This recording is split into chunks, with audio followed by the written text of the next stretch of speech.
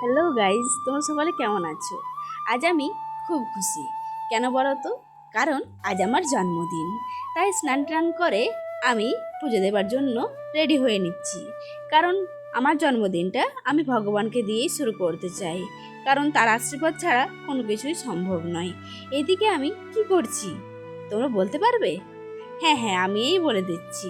আসলে আমি কেক বানাতে জানি, তাই আমার জন্যই আমি কেক বানিয়ে নিব।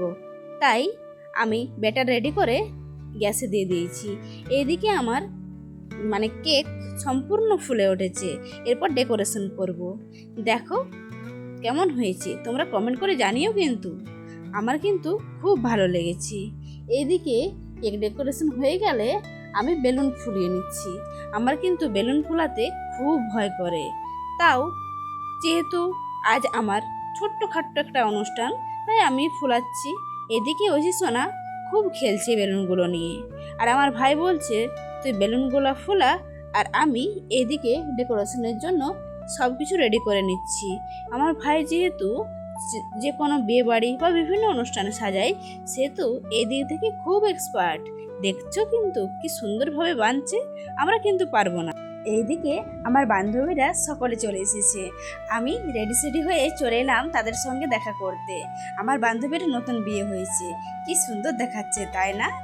আর আমার এবার কেক কাটার পর্ব শুরু হয়ে গেছে। আর শুধু কেক কাটলেই হবে?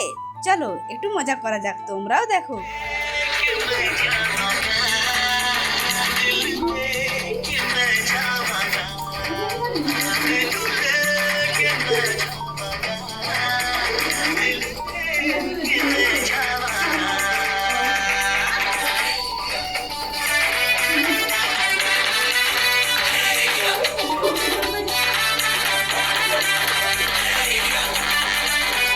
কি ভাবছো, এরা কি পাগল হয়ে গেল নাকি?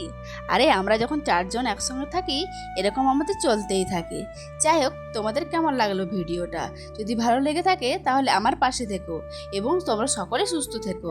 বাই।